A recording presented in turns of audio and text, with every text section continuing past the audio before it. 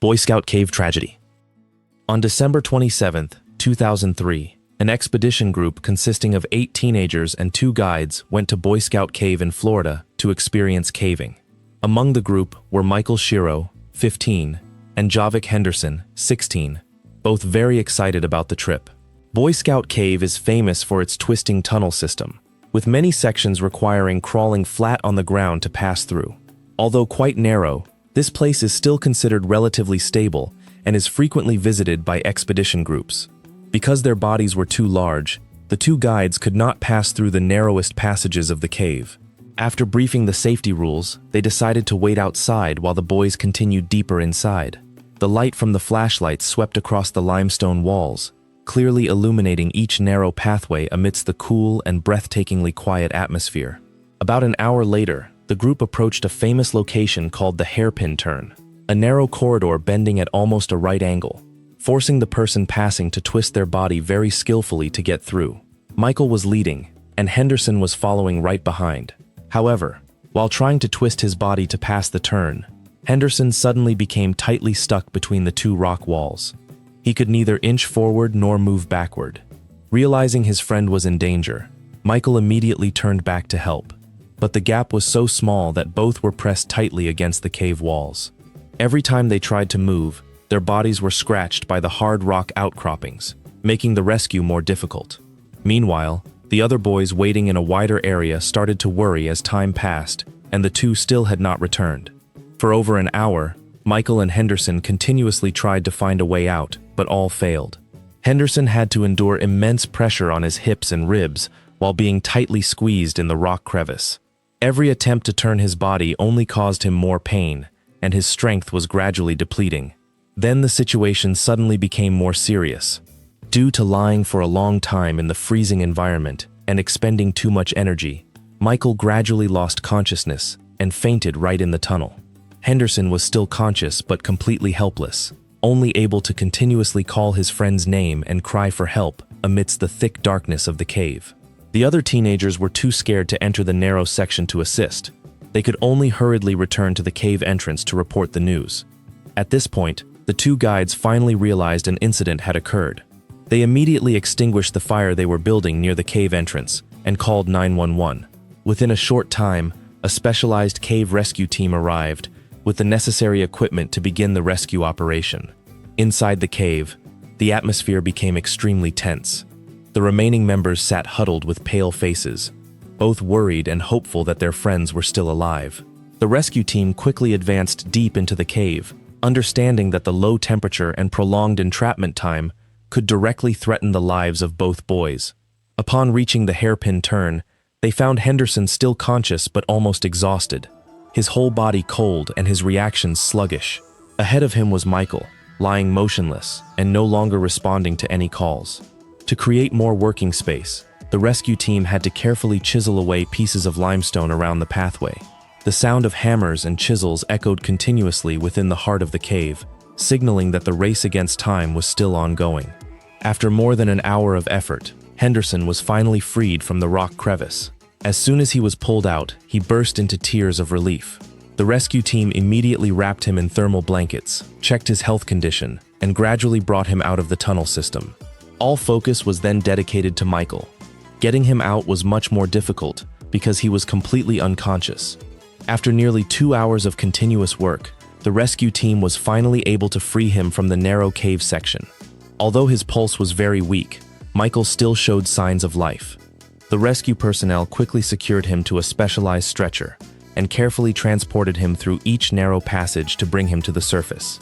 When both emerged at the cave entrance, the medical team immediately took over and performed emergency first aid. Michael received intensive treatment for severe hypothermia. After nearly a day in a coma, he finally woke up. Contrary to initial concerns, Michael survived the ordeal and recovered. The rescue at Boy Scout Cave was later considered one of the most tense underground rescue operations, simultaneously serving as a reminder that even a small mistake in a cave environment can quickly turn into a life-threatening situation. Real Well Cave Tragedy. In March 1997, Andrew, 32 years old, along with his 26-year-old friend Attila, set off to Real Well Cave in Tennessee. to carry out an expedition that both had planned in advance. Real Well is famous for a vertical pit about 160 feet deep, equivalent to nearly 48 meters, where a stream of water cascades down almost year-round. Andrew had many years of experience exploring caves, while Attila had only joined a few trips but always showed full enthusiasm and readiness to challenge himself. That morning, the sky was covered with gray clouds, and the drizzle made the water volume in the cave larger than usual. Standing in front of the cave entrance, both could clearly hear the waterfall echoing from below. In their car, they still had wetsuits available, but thinking the trip would be quick, they decided not to bring them along. That seemingly harmless choice became the turning point of the entire expedition. They started rappelling down the deep pit, where the freezing water flowed right next to the climbing rope line. Andrew went down first and quickly felt the harsh temperature of the waterfall. By the time he set foot on the bottom, his whole body was shivering from the cold. Attila followed behind, but the water made the rope much more slippery, forcing him to use a lot of strength to control every movement. Just about half an hour after reaching the bottom of the cave, Attila's body began to lose heat significantly. He shivered continuously and told Andrew that he needed to leave here immediately.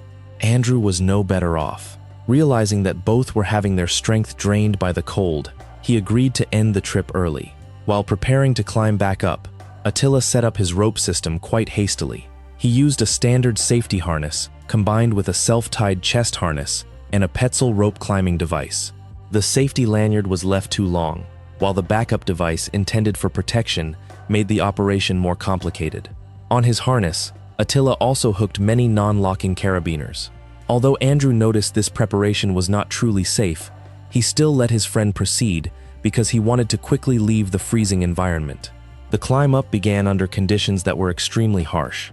The cold water constantly poured down, making Attila's hands gradually lose sensation. The backup device slipped on the rope multiple times, forcing him to constantly stop to adjust. When they had climbed halfway up the cliff, a sudden incident occurred. The carabiner cluster connecting the climbing device to the safety harness broke loose, causing Attila to abruptly lose his main load-bearing point and only remain hanging thanks to the secondary safety lanyard. In a suspended position amidst the rushing water, Attila could not reach the device to fix it himself. He constantly called for Andrew, but the roaring sound of falling water swallowed all his cries for help. Only when he heard his friend's broken screams did Andrew realize something was wrong and immediately climbed up to assist. Upon reaching Attila, Andrew noticed that his friend's condition was deteriorating very quickly.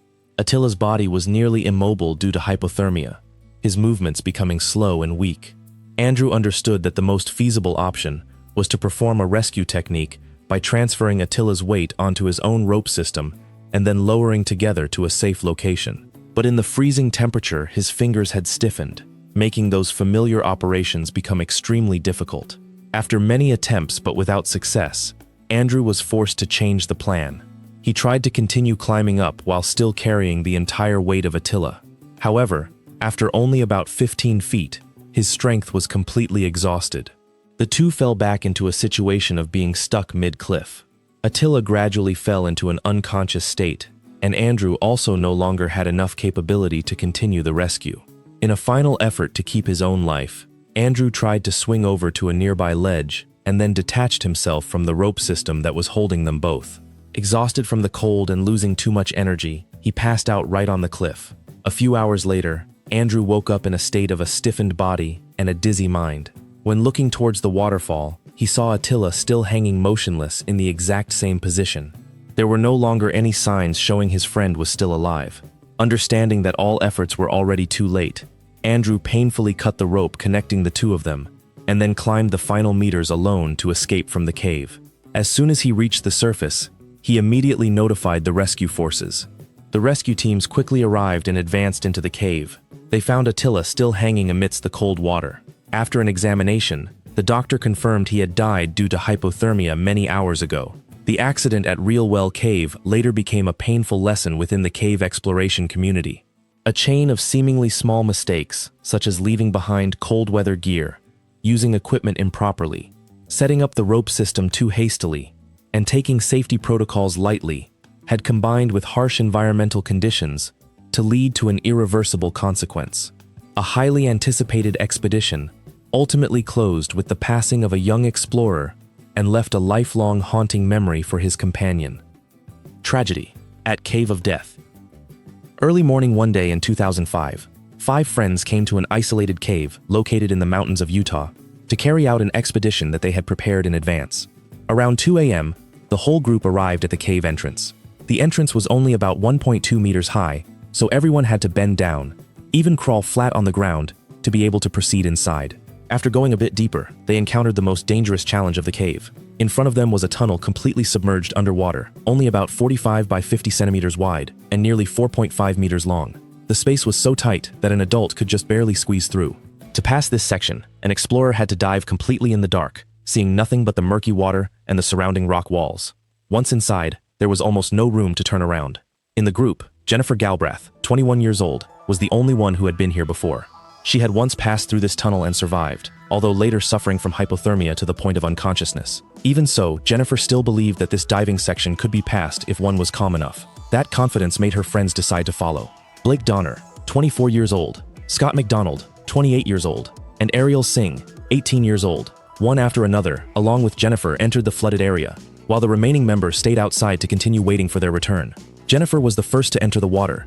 When she disappeared into the darkness, the others assumed she had reached the other side, so they took turns diving after her. However, time kept passing, and no one returned. Inside the tunnel, there was originally a guide rope fixed along the pathway to help divers orient themselves in an environment with absolutely no visibility. Just by holding onto the rope, they could find the correct exit on the other side. However, many signs showed that the group did not use or had lost the rope during their movement.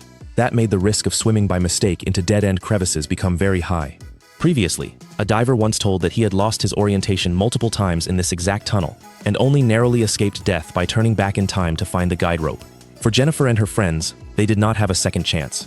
By about 6:25 a.m., after many hours of not seeing anyone return, the friend waiting outside understood that something serious had happened and immediately called the rescue forces. The rescue teams quickly arrived and began assessing the scene. During the search process, a hypothesis was raised that perhaps one or more people had passed through the tunnel but then fell into a cave chamber with oxygen levels too low to sustain life. In many sealed caves, the air can be replaced partially by carbon dioxide or other gases. If there is no proper circulation, the oxygen level will quickly drop to a dangerous level, especially when there are many people together in a small space. At that point, victims usually begin to lose orientation, then fall unconscious with almost no time to realize what is happening. The underwater tunnel was so narrow that only one person at a time could pass through. It is highly likely that each member entered with the thought that the person ahead was already safe on the other side. No one knew that those ahead of them might have encountered a disaster. When the recovery operation was completed, the rescue forces discovered all 4 victims lying one after another in a line inside the tunnel. All were facing the same direction, the place believed to be the exit. The tragedy at this cave became a heartbreaking warning about the risks of submerged tunnels. Just a small mistake in orientation or an incomplete assessment of the internal conditions could also turn an expedition into an accident with no chance of turning back.